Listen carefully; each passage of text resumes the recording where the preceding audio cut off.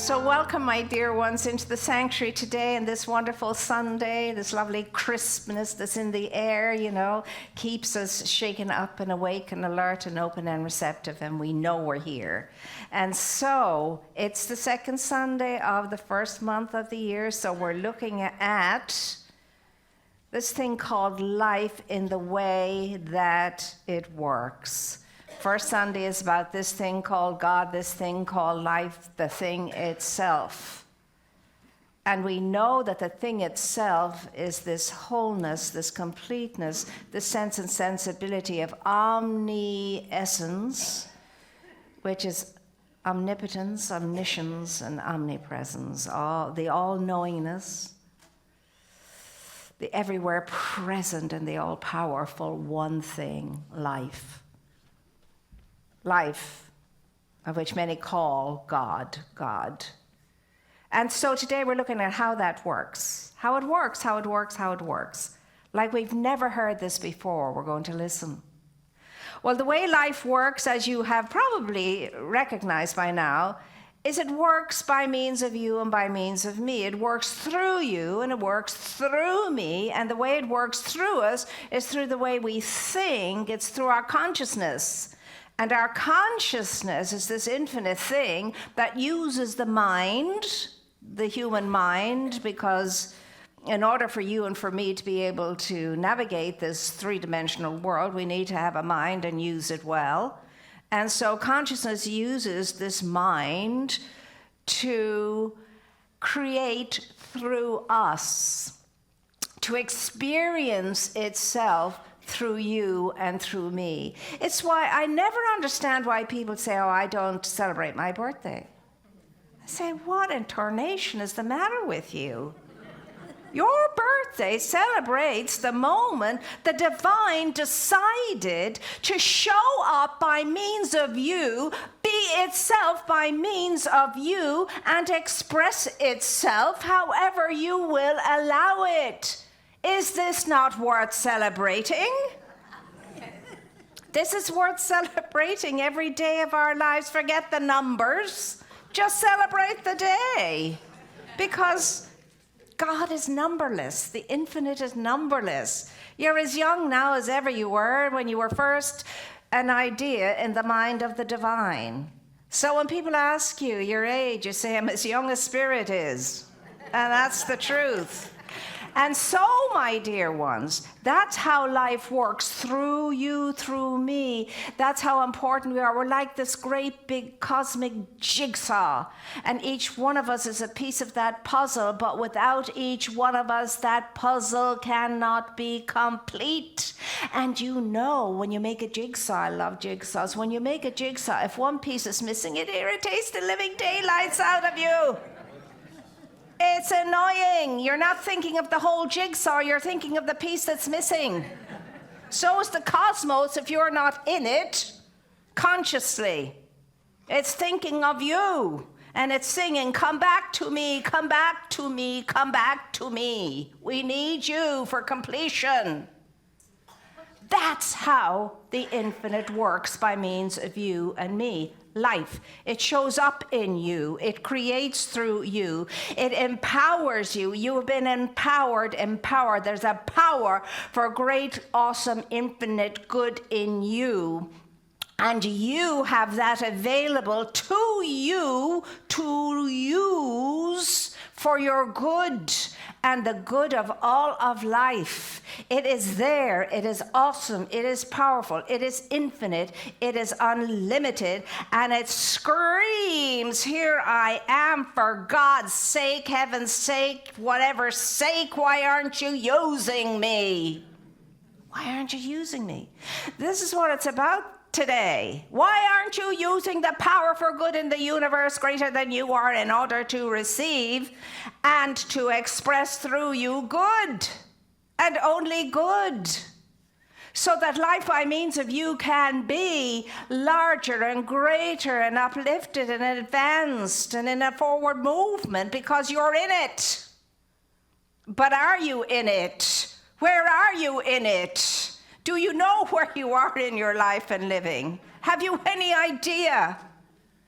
Now, if you go to the first 4 chapters in the textbook, you'll get the thing itself, the way it works, what it does, and how to use it.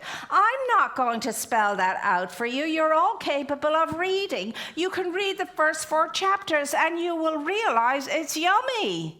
Read it, yum up on it, get it inside and out. It's going to take a process. I can't tell you what's in there in 20 minutes. It's beyond me. I'd like if it wasn't, but it is. I am a human being like everybody else.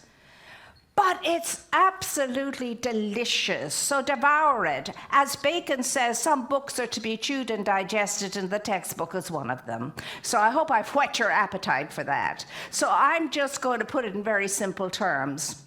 You are a creative being.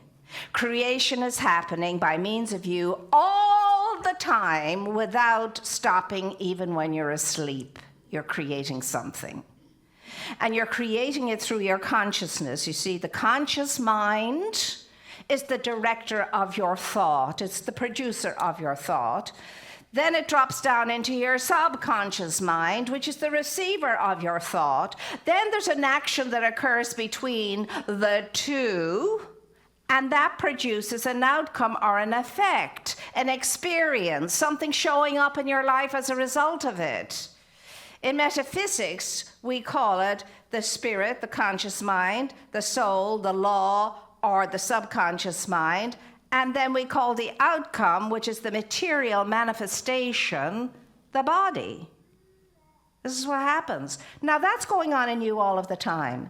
You're experiencing this all of the time. Something's drops. Once it drops, it's done. It's happening. Like it or lump it. Whether it's a negative thought or a positive thought, it's going to show up. Could be a headache, could be a stomach ache, could be a beautiful experience. But it'll show up, whatever it is. Now, the creative part of that is, you're in charge of it all, or are you? Who's in charge of your thinking? Are you in charge of your thinking? Do you know what you're thinking? Do you ever know what you're thinking? Do you monitor what you're thinking? Do you ever tune into what you're thinking? Do you ever ask yourself, what am I thinking? What was I thinking early this morning to create this happening this afternoon? What was it I was thinking? Be surprised with the answer. And you didn't even know you were thinking it, but something in you was feeling it, and you didn't pay attention to what you were feeling. You got up feeling great, and all of a sudden, oh, it's not so feely nice. You weren't tuned into your thoughts to see what that was about. If you were, you might have postponed what was going to happen in the afternoon as a result of this. So, all being said and done and read, reading is a glorious thing. Knowledge is an amazing thing. None of it means a thing if it's not applied knowledge, if it's not experiential in your life, whatever it is you read or discovered or heard or saw. Unless you absorbed it and it became part of you and it becomes part of your thinking and part of your mental atmosphere. It's all about mental atmosphere. What's going on in the garden of your mind? Is it a wilderness? Does it need a bit of weeding? What's going on in there? See, these are the things you and I are called to do as truth students. To keep a step with ourselves, we have to know what's going on within ourselves, so we have to check in. You got to check in. If you don't check in, it's random life, random living, very dangerous way to live. It's like the roll of a dice. And those of you who roll dice know what that's all about.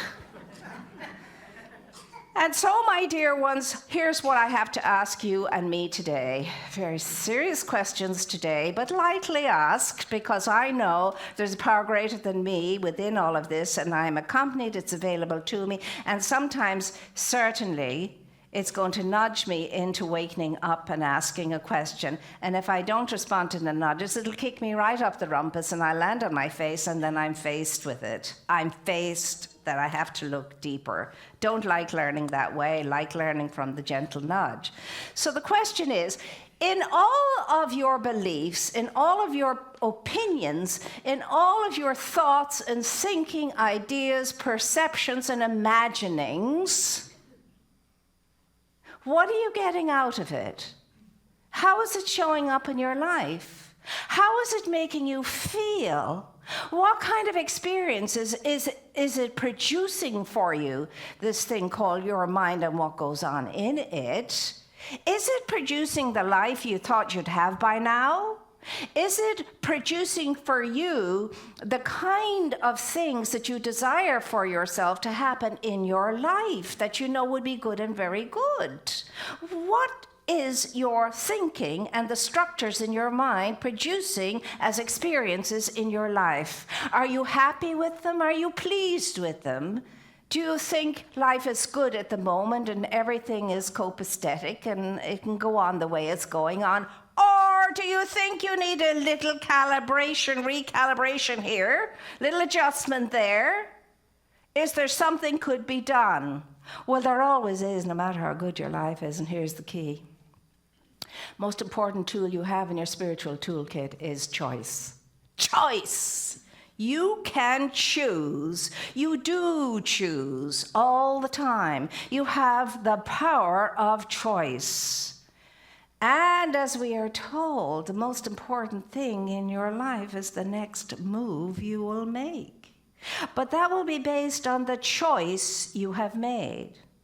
And the choice you have made will be based on the thoughts that you have been thinking.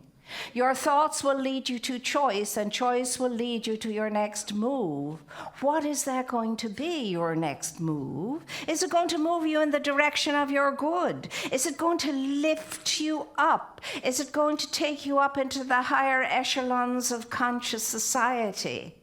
Will you be thinking at higher rates of being, higher levels of energy, or will you stay stuck, firmly rooted to planet Earth and thinking at the energy that is low energy, the energy of the material world, the world of form, much lower rev in that energy?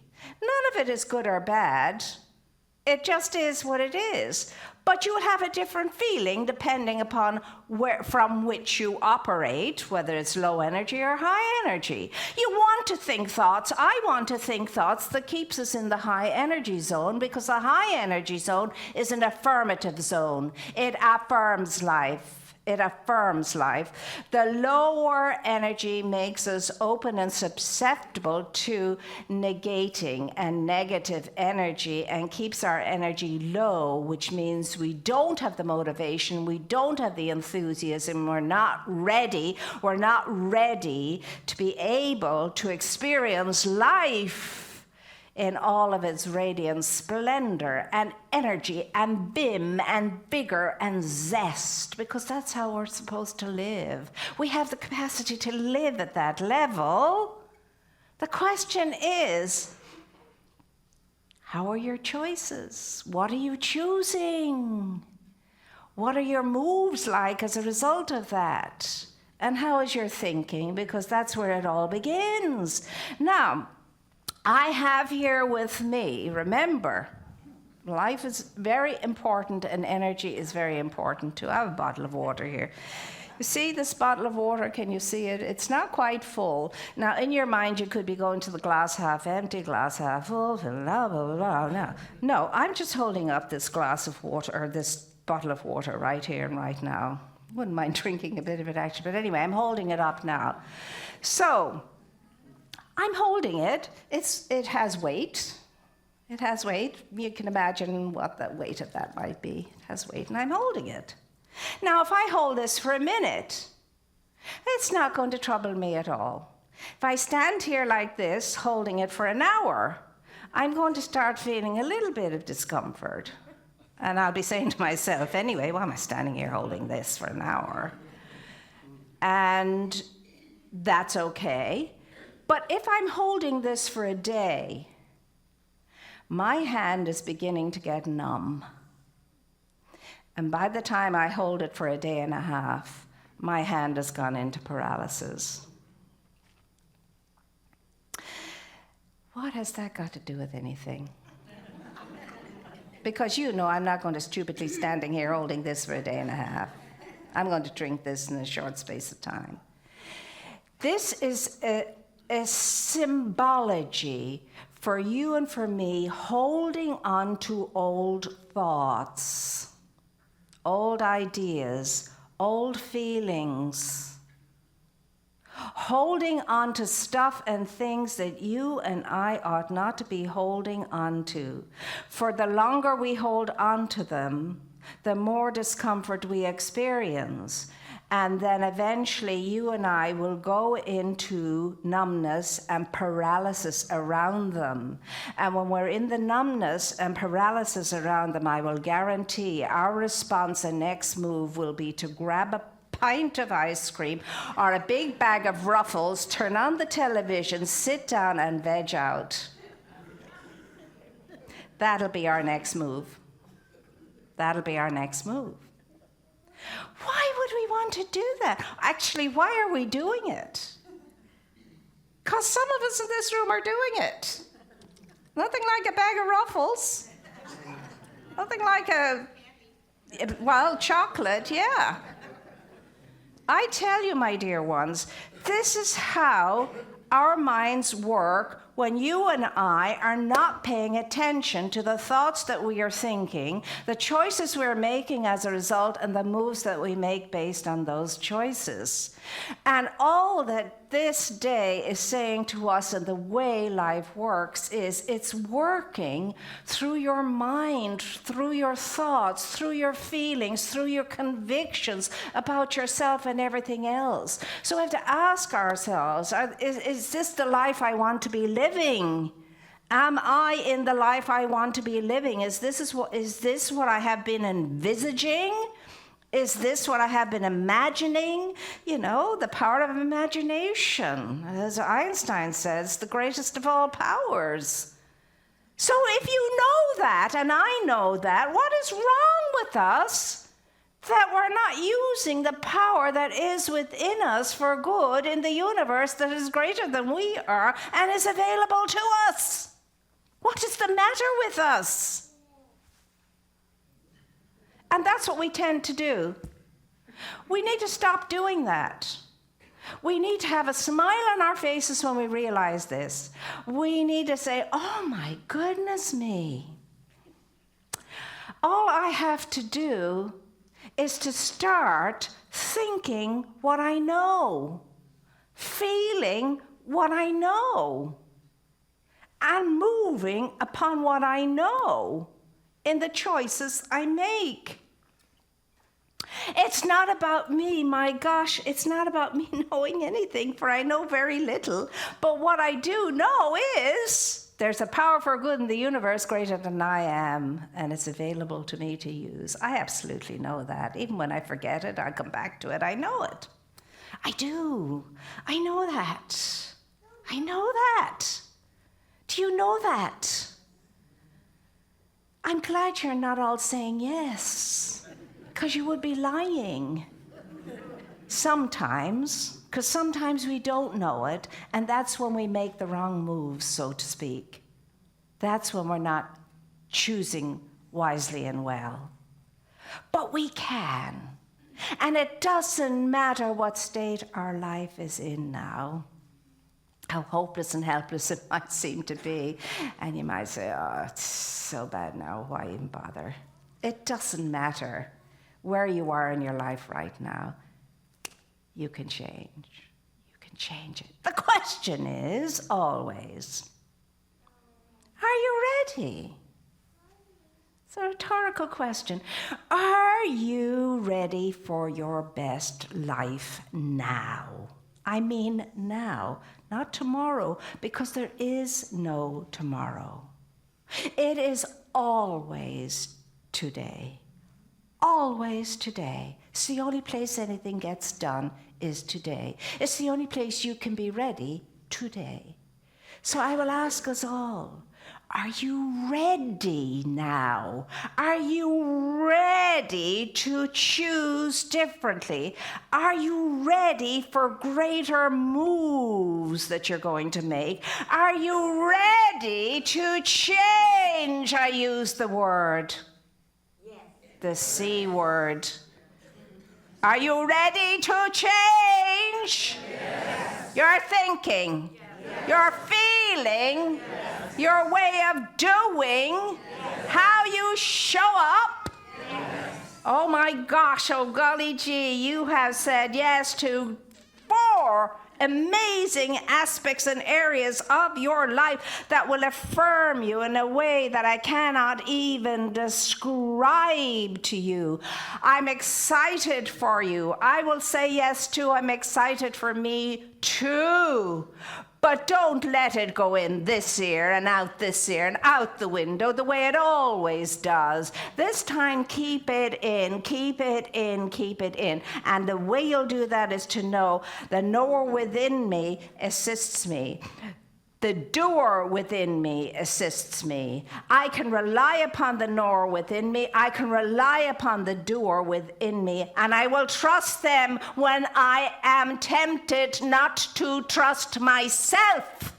I will trust the knower within me. I will have faith in the source of my being. I will remember I have come from, and as all life has come from, the one source. I am of the one substance. I am in the one world, and it's great, and it's good, and it's divine. And it is my life now. How am I going to be in it? Will I celebrate it as I'm supposed to do? Will I have a birthday every day and know that of all the infinite possibilities could be chosen, I was chosen by the divine to enter and know itself and be itself and express itself by me and rejoice in being itself by me. What is wrong with me that I cannot know this or see this or feel this or say yes to this or to allow this? Would I rather go on thinking while I'm thinking of myself as less than limited in any way, or do I want to know myself as the divine knows me? Do I? Yes. So it is.